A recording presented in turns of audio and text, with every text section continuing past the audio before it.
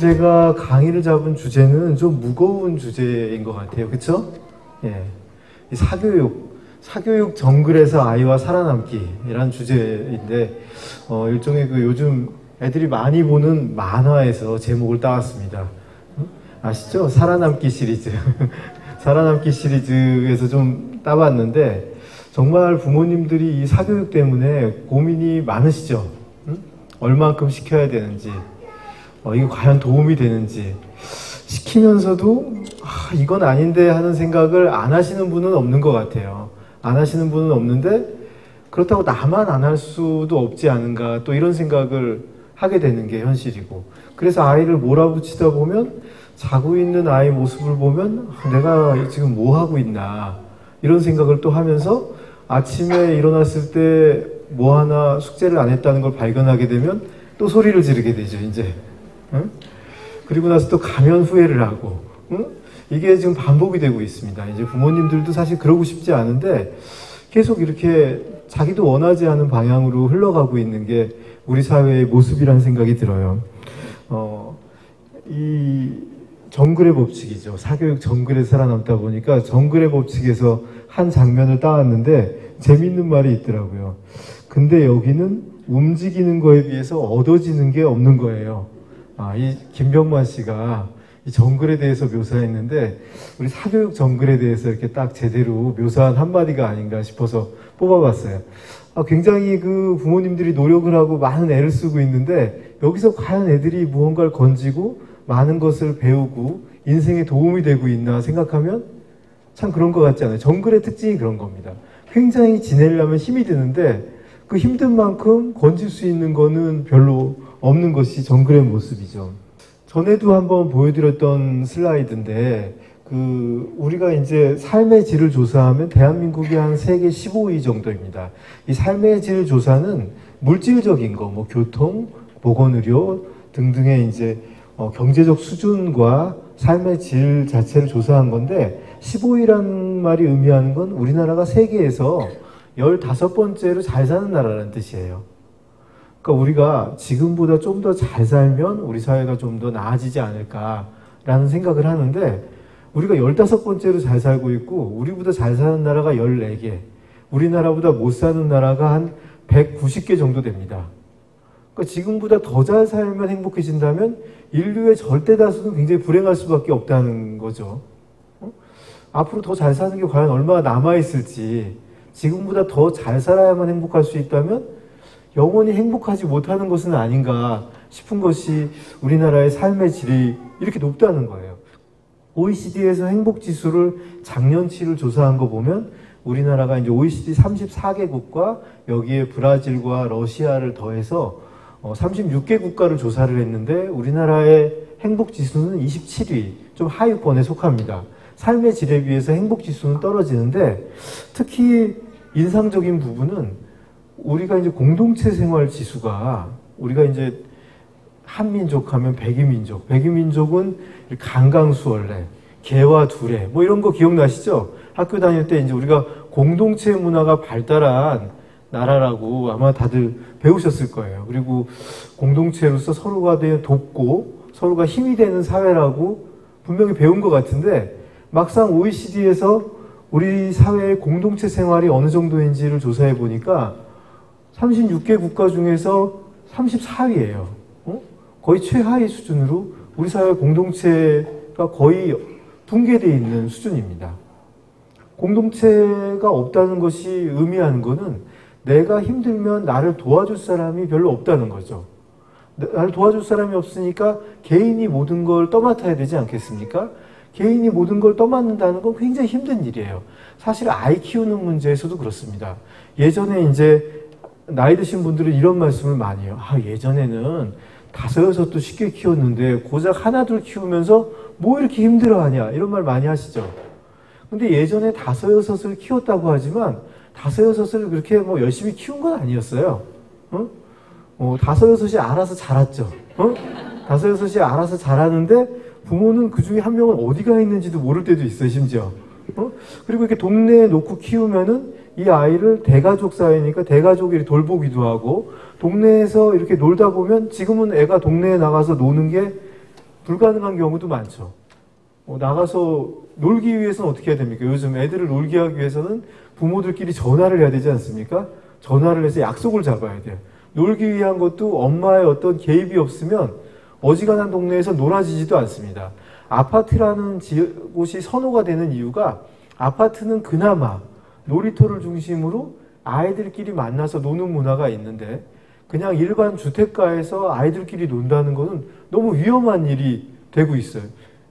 골목, 예전엔 골목에서 다 놀지 않았습니까? 골목에서 놀고 정자 밑에서 놀면 동네 아줌마, 할머니, 할아버지들이 다 이 아이의 공통된 보호자 역할을 한 데 비해서 지금은 아이가 밖에 나가서 있을 때 어떤 안 좋은 일을 당할지도 모른다는 생각 때문에 내보내지를 못하고 있거든요. 그러니까 이게 공동체가 무너진다는 게 부모에게 주는 부담감이 굉장히 큰 겁니다. 그리고 얘가 이 공동체 속에서 어떻게든 지지해서 나중에 먹고 살 일이 생길 수 있을 것이다 라는 믿음이 예전에 있었거든요. 뭐 좀 떨어져도 농사 짓고 같이 살면 되지 이제 이런 것이 있는 건데 이런 게 아니잖아. 얘가 떨어지면 내가 죽으면 얘를 어떻게 먹여 살리지? 얘는 어떻게 살 수 있지? 근데 우리 사회가 사회복지 시스템이 잘 갖춰져 있다면 그 시스템이 얘를 먹여 살릴 수 있다고 생각하는데 시스템도 우리가 안 갖춰져 있지 않습니까? 다른 선진국가에 비해서 사회복지 시스템이 부재한 상태에서 전통적으로 있던 공동체가 빠르게 붕괴하니까 개인에게 너무나 많은 책임이 주어지고 있는 상황이에요. 개인이 너무 힘들어요.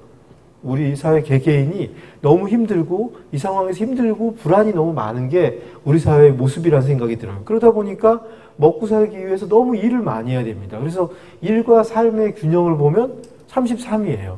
역시 거의 최하의 수준이죠. 그러니까 일과 삶의 균형이 맞지 않습니다. 직장에서는 너무 길게 일을 해야 되죠. 아빠들은 보면은 뭐 보통 10시, 9시, 10시까지 야근을 해야 돼요. 사실 뭐 야근해서 일을 많이 하는 것 같지 않은데 야근을 해야 되는 경우도 많습니다. 왜냐하면 상사가 집에 안 가니까. 상사는 왜 집에 안 가냐? 집에 가면 할 게 없으니까. 집에 가면 할 게 없으니까 상사는 집에를 안 가고 그 상사의 눈치를 보지 않으면 직장에서 자기 위치가 흔들리니까 꼭 낮에 굉장히 많은 시간에 대화를 안 나누고 괜히 야식을 앞두고 야식 먹으면서 중요한 대화를 다 나눠요. 거기에 빠지면 직장 생활에 적응하기가 어려우니까 다 같이 또 야근을 남아서 뭔가 나에 대한 나쁜 얘기를 하지 않을까?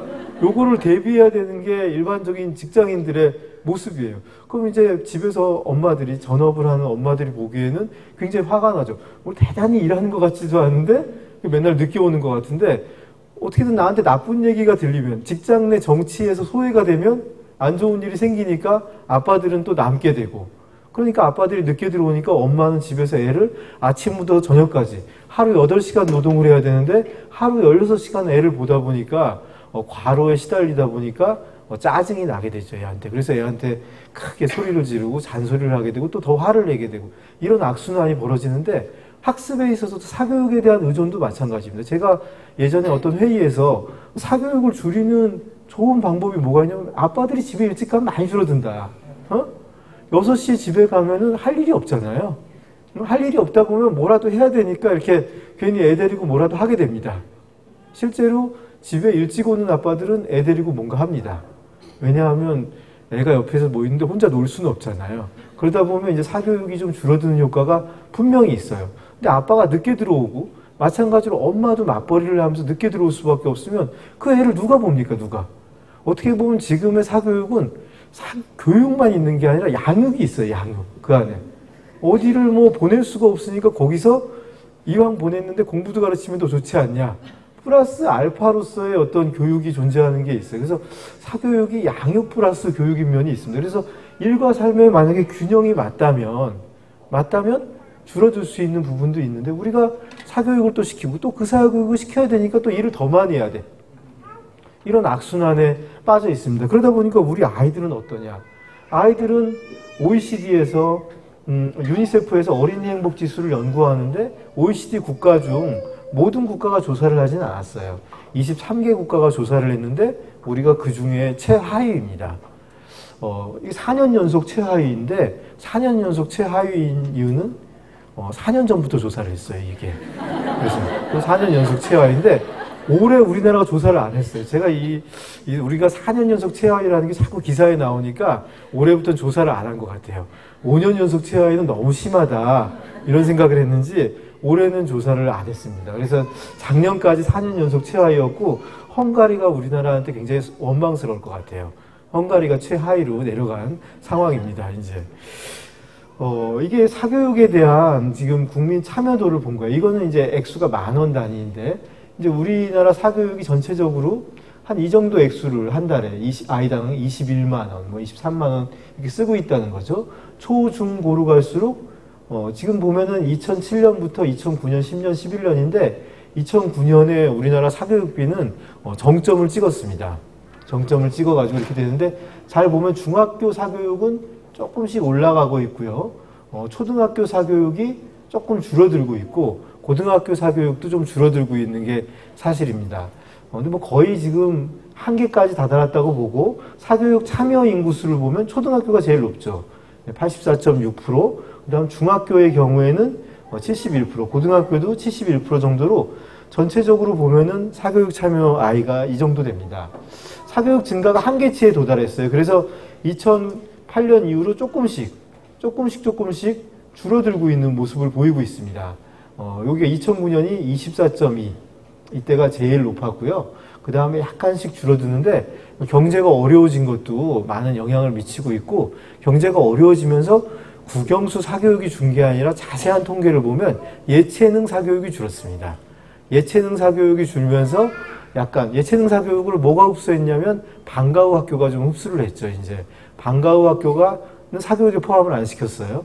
방과후 학교가 예체능 사교육을 상당히 흡수하면서 사교육비가 좀 줄어든 것 같지만 국영수 사교육비가 줄어든 건 아닙니다. 전체적으로 사교육 참여는 어쨌든 한계치에 다다를 정도로 지금 많이 하고 있다 볼 수 있을 것 같고 다만 이 부모의 어떤 경제 수준에 따라 보면 역시 돈을 많이 버는 부모가 월 소득이 높을수록 사교육을 참여하는 아이들도 늘어나고 그 다음에 쓰는 비용도 늘어난다는 것을 볼 수가 있습니다.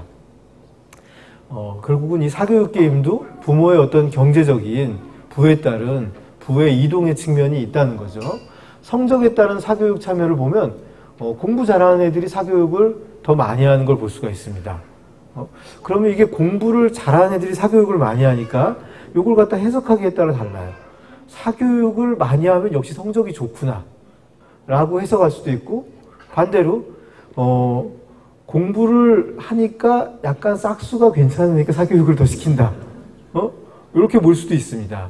예를 들어서 우리 이제 특수목적고 외국어 고등학교나 뭐 민족사관 고등학교나 자립형 사립고 아이들의 사교육 참여율은 95에서 97% 정도로 보고되고 있어요. 그러니까 그런 이제 어떻게 보면 우리나라의 최고로 공부 잘하는 아이들이죠. 최고로 공부 잘하는 애들이 최고로 사교육을 많이 받고 있는 걸 보면 꼭 공부 잘하는 애를 사교육을 시키는 건지 아니면 사교육이 공부를 잘하게 하는지 약간 논란의 여지가 있습니다. 그 부분에 대해서 조금 이따 다시 설명을 더 드릴게요. 과목별 사교육 참여를 보면은 아무래도 영수 위주죠. 영수 위주. 사교육의 어떤 하이라이트 시기가 언제냐. 여기서 보시면 초부터 중2까지가 이 사교육의 어떤 절정기라고 볼 수가 있어요. 인생 사교육의 절정기인데 제가 이걸 보면은 실제로 그렇습니다. 우리나라에서 제일 공부를 열심히 하는 애들은 초등학교 6학년이다. 이렇게 생각이 들어요. 초등학교 6학년이 제일 공부를 열심히 합니다. 실제로. 중학생들 고3, 고1, 고2, 고3이 열심히 하지 않냐는데 고3을 보십시오. 고3은 이렇게 사교육이 뚝 떨어집니다. 고3은 이제 버릴 거는 버리는 거죠. 이제 버릴 카드는 버리고 고2, 3 올라가면 이제 공부하는 애들은 이 소수로 한정되게 돼 있어요. 이제 고등학교 일반 인문계 고등학교를 기준으로 하면 한 반에 37명 중에 20명은 일단은 누워 있다고 볼 수가 있어요. 수업 시간에. 수업 시간에 일단 정신을 갖고 있지는 않아요. 한 반수 이하가 공부를 하는 걸 하고 있죠. 초육은 근데 그래도 애들이 다 선생님을 지켜보고 있습니다. 그런 걸 보면 초육 애들이 또 남아서 공부하는 시간도 굉장히 길고 또 엄마가 공부를 시키는 숙제도 제일 열심히 해요. 왜냐? 아직 엄마한테 잡혀 있을 시기니까. 딱 그때까지 잡히다가 그때부터 벗어납니다. 이제 2년 당했으니까 그만이고 중1, 중2부터 반항을 시작해서 점점 떨어집니다. 급격히 사교육도 안 한다고 하고 성적도 떨어지면서 부모도 이걸 어떻게 해야 되나 한탄을 하면서 아이를 하염없이 지켜보게 되는 이런 상황으로 빠져들게 되죠. 이제 이 사교육의 효과에 대한 연구들이 객관적인 연구들이 많이 있어요. 근데 이거에 대해서 좀 정확히 모르시는 경우도 많아서 제가 지금까지 나온 계량적인 연구들에 대해서 간략히 얘기를 드려볼게요. 초등 6학년을 기준으로 우리가 연구를 해보면 하위권 학생이 하루 2~3시간을 사교육을 받으면 하루 2~3시간 꽤 됩니다. 2~3시간 사교육을 받으면 중위권에서 사교육을 전혀 안 받는 애와 비슷한 성적을 받습니다. 학습 성취도 검사에서. 또 중위권 학생도 하루 1시간 정도의 사교육을 받으면 상위권 애하고 비슷한 성적을 받아요. 사교육에 효과가 있는 거죠. 응?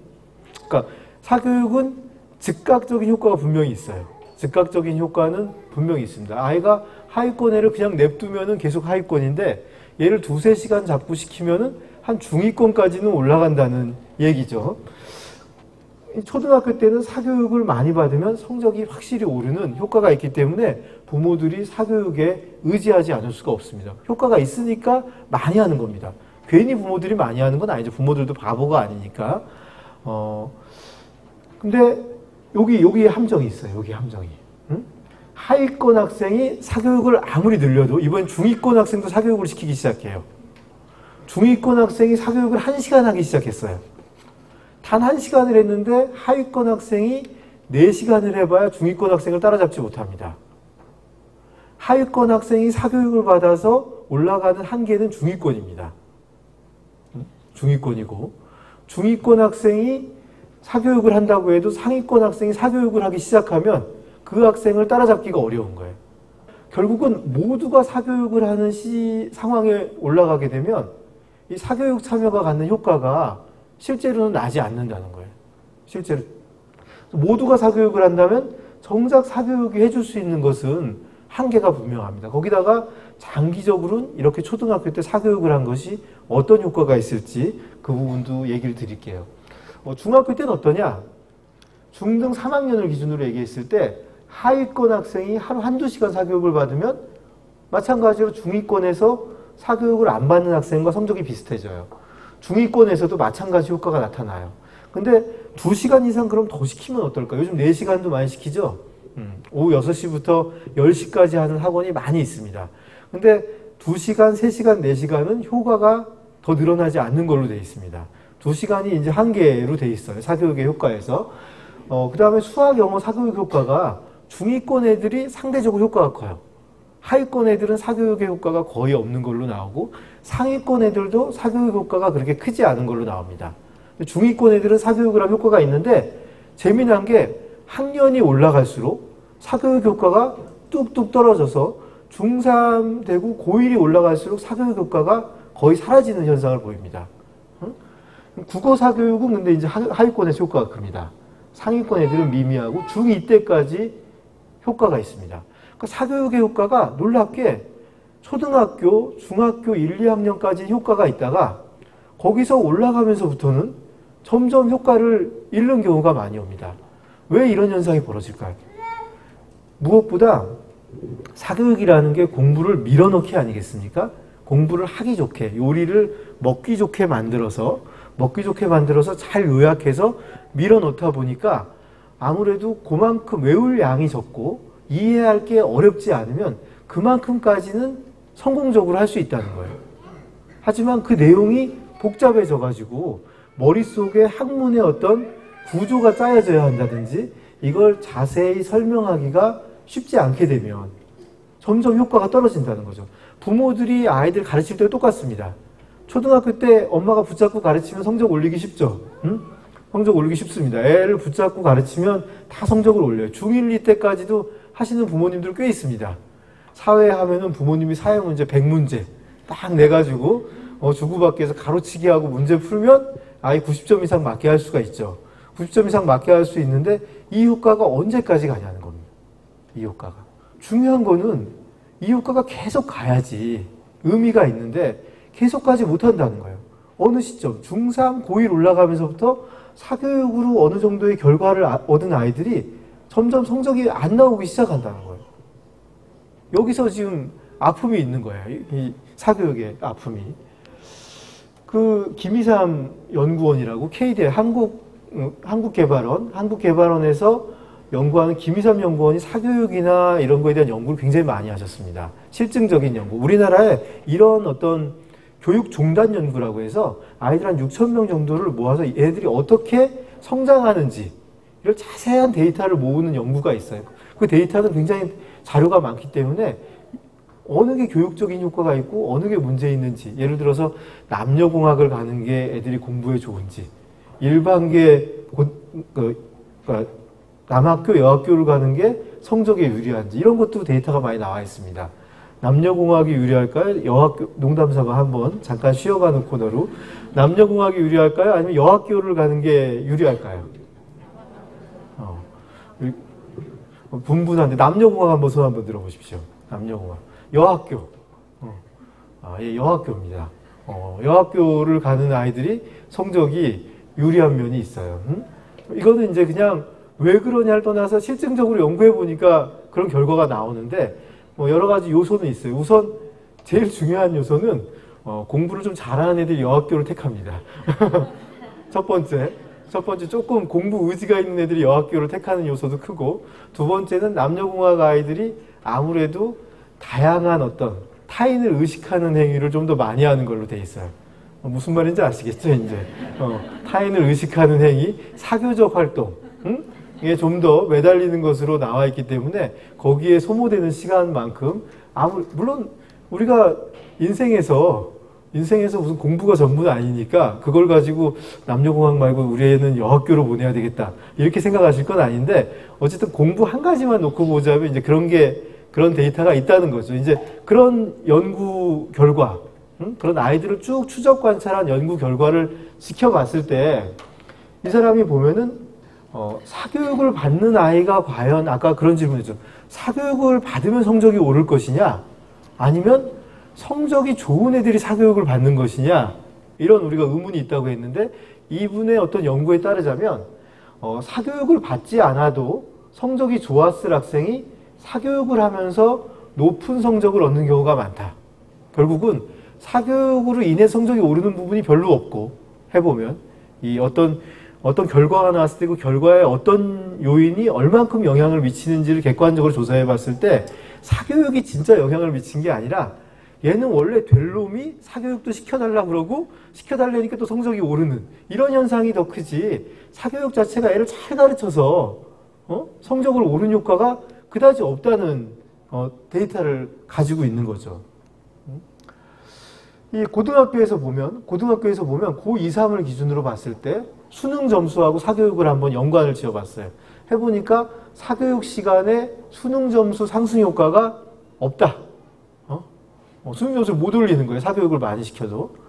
수리 사교육 시간이 주당 1시간 많을 때 100분위가 1.5 정도 상승한다. 언어의 경우는 0.5, 외국어는 없는 걸로 되어 있습니다. 고2, 3 때 근데 혼자 공부한 시간이 얼마인지를 가지고 수능 성적을 상관관계를 조사해 보니까 혼자 공부한 시간은 많으면 많을수록 수능 성적에 미치는 영향이 분명한 걸로 되어 있어요. 결국은 그래서 사교육보다는 자기주도 학습이 효과적이라고 말하는 게, 뭔가 그 말이 부모님들 돈을 아껴줄 것 같아서 하는 말이 아니라, 아니면 그 말이 왠지 애들을 덜 괴롭힐 것 같아서 하는 말이 아니라, 실증적인 연구를 하다 보면 사교육으로 인한 것이 별로 도움이 안 되고 자기 혼자 공부하는 게 학년이 올라갈수록 결정적인 영향을 준다는 거예요. 그건 공부를 해보면 다 알지 않습니까? 공부를 해보면 공부라는 게 지 머리로 집어넣어야 되는 거잖아요. 제가 이렇게 애들이 학원에서 공부를 하는 걸 보면은 이게 공부라고 볼 수는 없어요. 공부가 아니라 구경이에요, 구경. 아, 저런 거구나. 아, 저렇게 푸는 거구나. 좋은 구경했네. 좋은 구경을 하면은 그거를 빛의 속도로 잊어버립니다. 집에 오면 10% 기억하고 일주일 뒤에 남는 건 3%밖에 기억 안 난다는 게 일반적인 얘기예요. 자기 힘으로 풀어보고 외우려고 하고 궁금증을 가진 것이 아닌 한 사람은 에빙하우스의 망각 곡선에 따라서 그렇게 다 잊어버리게 돼 있어요. 모든 사람은 다 그렇게 잊어버립니다. 애들은 그러죠. 내가 너무 기억력이 떨어지는 것 같아. 저를 만나는 모든 애들이 기억력이 떨어지는 것 같다고 얘기해. 모든 애들이 기억력이 그래서 제가 애들은 다 기억력이 떨어진다고 하거든, 너처럼. 그러니까 다 똑같은 거야. 다 똑같은 거.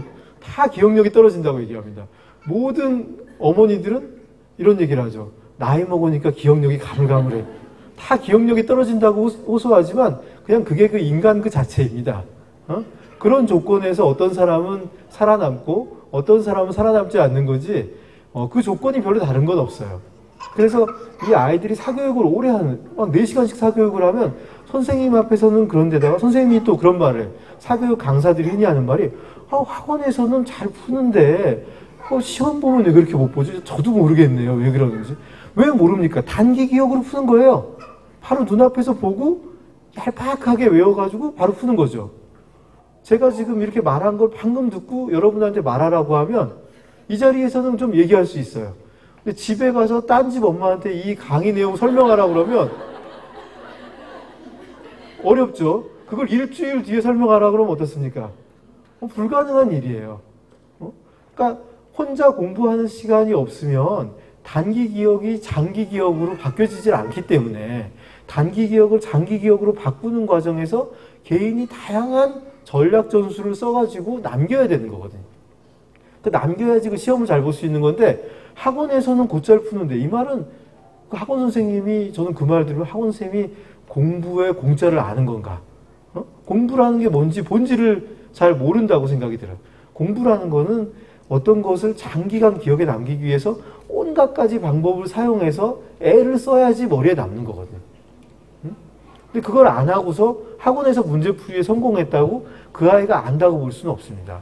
특히 내용이 복잡하고 어려울수록 그래요. 내용이 복잡하고 어려우면 그것을 기억하기 위해서는 머릿속에서 이게 뭔가를 생각해서 머리에 딱 잡혀야 되죠, 개념이. 이거구나 라고 개념이 잡히지 않으면 잊어버리기 때문에 고등학교 2, 3학년으로 올라갈수록 사교육을 오래 한 애들이 성적이 오히려 별로 안 나오고, 그것을 안 하고 혼자 공부한 시간이 길수록 아이들 성적이 좋은 겁니다.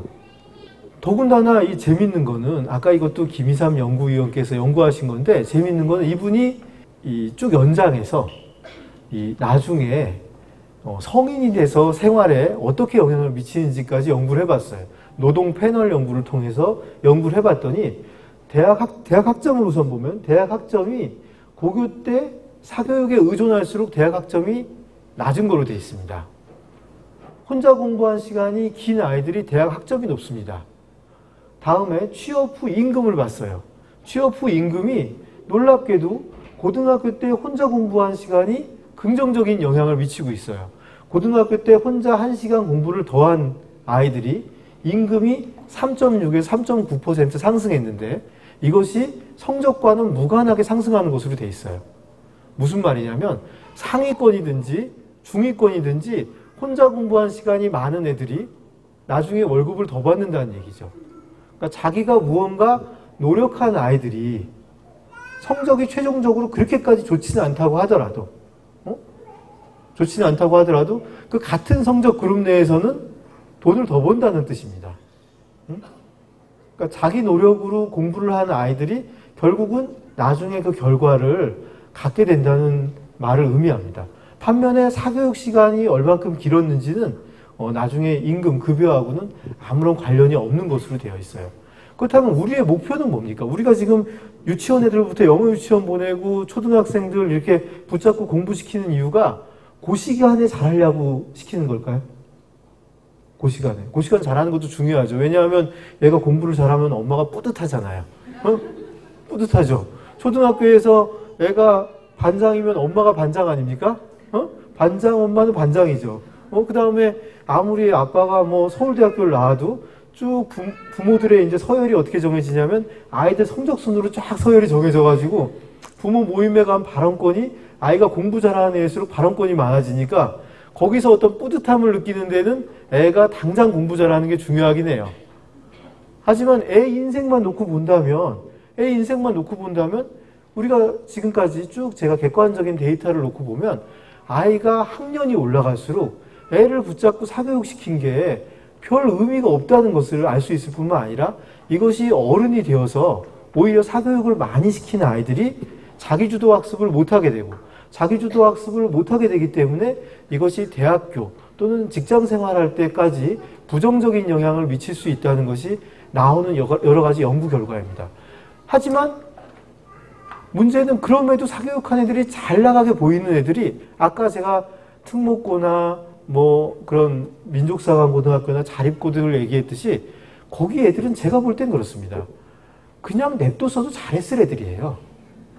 그냥 냅뒀어도 잘했을 애지만 더 시켜가지고 더 잘하는 것처럼 보이는 건데 제가 볼 때는 더 시켜서 더 잘한다기보다는 더 시켜서 애들을 많이 망가뜨리고 있다고 생각이 들어요.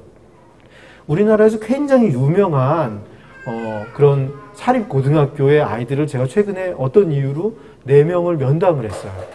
4명을 면담을 했는데 너무 놀라운 사실을 발견을 했어요. 어떤 거냐면 그 아이들이 거기에 들어가기 위해서는 스펙이 좋아야 됩니다. 스펙. 응? 스펙이 좋아야 되기 때문에 뭐 영어 무슨 외국에 가서 무슨 영어 회의에 참석해서 국제적인 환경 오염 문제에 대해서 막 토의도 해야 되고 그 다음에 무슨 어떤 영재원을 다니면서 거기서 엄청난 연구 결과를 산출물로 만들어내고 막 이런 짓을 해야 돼요. 그런 짓을 해야지 거기에 들어갈 수가 있어요. 그래가지고 제가 그 아이들을 면접을 했는데 깜짝 놀란 게 이 아이들이 고등학교 입학할 때까지 자기가 했던 많은 대회 중에 한 번도 자기가 직접 그걸 한 적이 없었다는 거예요. 4명이 다 똑같았어요. 그러니까 그럼 어떻게 했냐? 너가 영어 연설은 어떻게 했냐? 영어 연설은 그 환경 오염에 대해서 환경 전문가가 글을 써주면 그거를 영문과 교수가 영어로 바꿔주고 회화 전문가가 교육을 시켜서 얘는 연극 배우 역할을 거기 가서 한 거죠. 물론 영어를 못하는 건 아니에요. 꽤 잘하기 때문에 질문하면 적절히 얘는 머리가 좋은 애거든요. 질문하면 대답을 곧잘 할 수 있을 정도의 실력은 이미 있어요. 하지만 더 잘하게 하기 위해서 부모가 걔를 믿지 못한 거죠. 산출물 대회에서 꽤 괜찮은 점수를 낼 수 있을지도 모르겠어요. 꽤 좋은 연구도 할 수 있고. 하지만 그 산출물 대회에서 연구는 누가 했냐? 자기 삼촌 중에 공대 교수가 있고 그런 사람이 합니다. 조교가 있고 이런 사람들이 그 연구 보고서를 내면 그걸 가지고 서로 경쟁해서 거기서 1, 2, 3등이 결정이 됩니다. 이게 과연 무엇을 하는 것인가 라는 생각이 들어요. 이게 뭘 하는 것인가. 제가 볼 때는 그 아이들은 얘가 어렸을 때 얘기를 들으면 얘는 원래 똑똑한 애들이더라고요. 똑똑한 애들을 많이 망가뜨리고 있는 거예요. 무엇보다 뭐가 망가졌냐면 도덕성이 망가졌죠. 도덕성이 망가져가지고 아이들이 아주 정서적으로 예민한 시기, 도덕성 발달을 막 해야 될 시기에 내 거 남의 거가 구별이 되지가 않습니다. 뭘 하든 좋은 결과만 얻으면 된다는 것이 이미 몸에 배어 있어요. 두 번째로는 자기에 대한 믿음이 없어요. 내가 하는 생각으로는 그렇게 좋은 결과는 내지 못할 거라는 생각이 이미 머릿속에 들어와 있어요. 자신감이 없는 거죠. 그러면 그 애들이 정말 나중에 국제적인 인재가 과연 될 수 있을까 이런 생각이 들어요. 제가 보기에는 그런 인재가 될 수 있는 수준의 아이들을 이런 식으로 망가뜨리지 않았나 하는 생각까지 들어요. 그 아이들 기준으로 보면. 그 아이들만 그렇게 망가뜨리는 게 아니라 상위권도 망가뜨리고 중위권도 망가뜨리고 다 망가뜨리는 거죠. 이제 우리가 열심히 노력해서 망가뜨리는 거예요. 이제 돈을 들여가면서. 응? 돈을 들여가면서 많이 아이들을 망가뜨리는 게 아닌가 하는 생각이 들어요. 그 구글이라는 회사 아시죠, 혹시? 응? 구글이 이제 세계에서 지금 제일 잘 나가는 회사 아니겠습니까?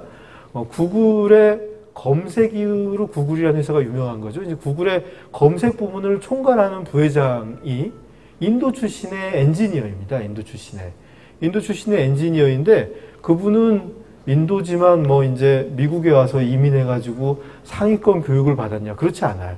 그분은 인도에서 공대를 나오고 대학원을 미국에서 나왔어요. 초등학교는 어디서 나왔냐? 히말라야 밑에서 나왔습니다. 히말라야 밑에서 그냥 히말라야 밑에서 양들과 뛰놀면서 초등학교에서 그렇게 천막 비슷한 학교에서 그냥 지내다가 초등학교를 마치고 중고등학교를 지내면서 그렇게 자랐던 사람이에요. 하지만 나중에 그 능력을 발휘할 수가 있는, 어쩌면 그런 시간들을 보내서 더 능력을 발휘할지도 모르겠어요. 구글에 보면 구글의 이제 중요한 이사 중에 보면 브라질 출신, 인도 출신이 굉장히 많습니다. 요즘 선진국에서 제3세계 출신의 천재들, 제3세계 출신의 고급 엔지니어들을 많이 데려다 쓰고 있어요. 근데 그분들이 보면 놀랍게도 일찍부터 미국에 와서 공부한 사람이 별로 없어요. 현지에서 공부하다 뒤늦게 온 사람들이 더 날리는 거예요. 어떻게 보면 그런 고급 인재들도 그렇게 어릴 때부터 제대로 막 교육하고 막 갈고 닦아서 아주 엘리트 코스를 막 밟은 게 도움이 되는 게 아니라 어떻게 보면 자연스럽게 자기 일상에서 배운 것이 쌓여서 그런 대단한 창조성이나 그 다음에 능력을 갖게 되었다는 거예요. 지금 우리들이 아이들을 어릴 때부터 이렇게 찬찬히 이렇게 다져나가면 얘가 대단한 능력을 가질 거라고 생각하는데 그게 과연 맞는 말일까 생각이 들어요. 제가 어떤 그 유명한 뮤지션을 한 번 만났는데 그분이 이런 얘기를 하더라고요. 그분의 음악을 저는 굉장히 좋아하고 그분의 음악에 있는 어떤 아픔이나 슬픔의 정서를 굉장히 좋아하고 천재적이라고 생각을 했어요. 그분이 20대 때부터 제가 그분 음악을 좋아했는데 그분이 이제 이런 얘기를 하더라고요. 아이를 낳고서 나는 어릴 때 집이 여러 가지 복잡한 상황이 있어서 제대로 음악 공부를 못했다는 거예요.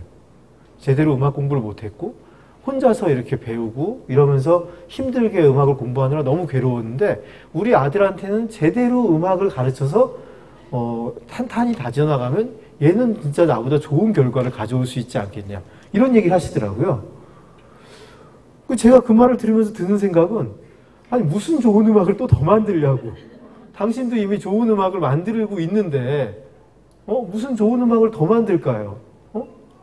당신이 힘들었던 것이 당신 음악에 어떤 힘이 되고 있는지를 모르고 얘는 힘들지 않고 탄탄히 능력만 집어넣으면 얘는 좋은 음악을 만들 거라고 생각하는데 정말로 그러면 위대한 예술가들 중에 그렇게 탄탄히 기초부터 다져서 위대한 예술가가 된 사람이 누가 있는지 한번 예를 들어보자고. 별로 없거든요. 실제로 보면. 우리가 조선시대 세자를 한번 봅시다. 세자들이 얼마나 교육을 잘 받습니까? 교육을 잘 받죠. 세자들만큼 교육을 잘 시키기가 어렵죠. 아예 관청을 세우지 않습니까? 근데 조선시대의 위대한 왕들 중에 세자 출신이 있는지 한번 생각해 보세요. 우리가 위대한 왕으로 또는 역사에 어떤 의미 있는 업적을 남긴 왕, 세종, 성종, 영조, 정조. 공통점이 있어요.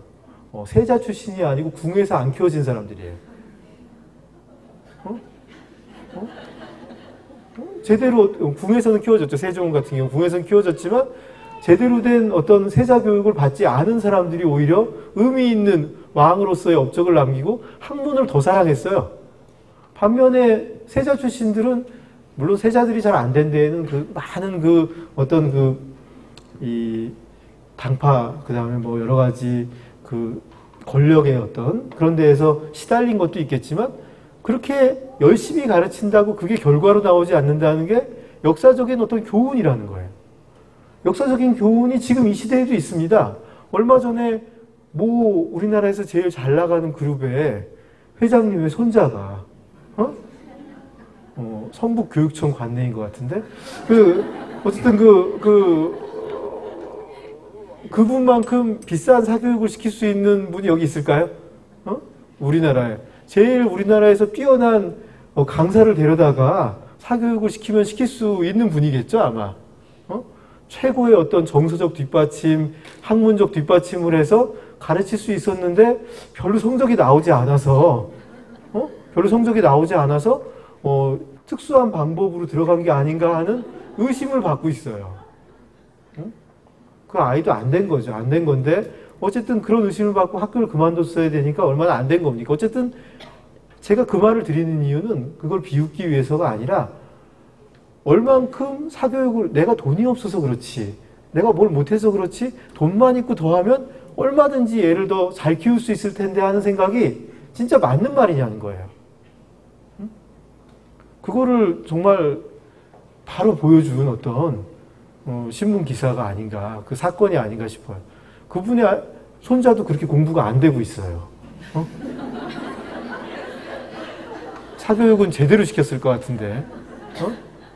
그게 지금 우리 시대의 어떤 모습이라고 생각이 듭니다. 투자 대비 생산성을 연구를 해보면 사교육의 투자 대비 생산성은 너무 없다는 게 많은 경제학자들의 연구 결과예요. 이거는 무슨 너무 생산성이 떨어진다, 투자 대비. 하지만 중요한 점이 하나 있어요. 상대적 순위 경쟁이라는 게 있어요. 예를 들어 사교육이라는 게 사교육 말고 우리 옷 입는 걸로 얘기해 봅시다. 옷이 조금 더 좋은 옷을 만들려면 예를 들어 평범한 옷을 만드는 데는 10,000원이 드는데 조금 더 재료가 좋게 해서 조금 좀 좋은 느낌이 들게 하려면 옷은 가치는 한 10% 올라가는데 가격은 한 10,000원 정도 오히려 더 올라가야 될지도 모르겠어요. 한 20,000원이 들 수가 있죠. 그러면 어떻게 보면 투자 대비 생산성은 떨어지는데 옷을 잘 입은 순서에 따라서 그 사회에서 이익을 준다고 치면 조금이라도 좋으면 그게 큰 이익을 줄 수 있지 않습니까? 그러면 이제 더 비싼 돈을 내고라도 진짜 아주 실오라기 하나만 더 좋더라도 거기에 더 비싼 돈을 투자할 수 있지 않겠습니까? 그게 지금 우리 사교육의 모습인 면은 있어요. 지금 우리 교육이 어떻게 보면 순위 경쟁을 하고 있지 않습니까? 순위 경쟁. 순위 경쟁이고 학벌 시스템이 돌아가고 있기 때문에 순위 경쟁과 학벌 시스템에서 살아남기 위해서는 아무리 투자를 많이 해도 좋다. 아주 작은 이익만 낼 수 있다. 아주 작은 돈만 얻을 수 있어도 거기에 돈을 쏟아붓겠다는 게 지금의 모습이라는 생각이 들어요.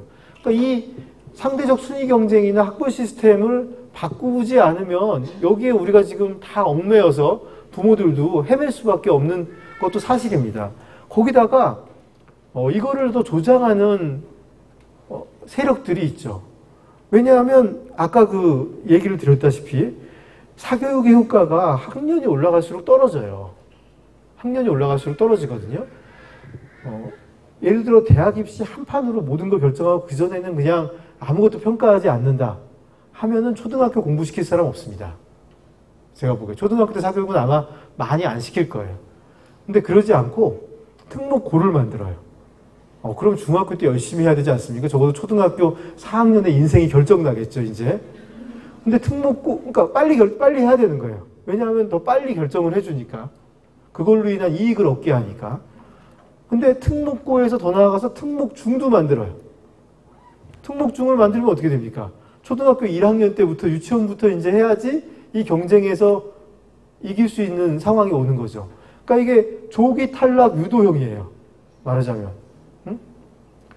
경쟁을 앞서서 만들어가지고 나중에 하면 얼마든지 될 사람을 미리 이 대열에서 배제시켜버리는 이런 작전을 쓰는 겁니다. 그러니까 이 사교육 세력들은 이런 방법을 쓰고 있는 거예요.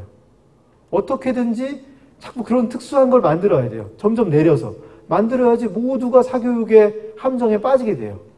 나중에는 분명히 효과가 없다는 걸 아니까 나중으로 미루면 안 돼요. 효과 있는 어릴 때 시켜야 됩니다. 특목초를 만든다고 생각해 보세요, 지금. 2살 때부터 시키지 않겠습니까? 만약에 IQ 검사에서 특수목적 초등학교를 가게 한다. 그러면 태어나자마자 부모들이 이제, 사교육 태교 같은 게 유행하지 않을지 모르겠어요. 사교육 태교 같은 것도 유행하고 별게 다 생길 수밖에 없습니다.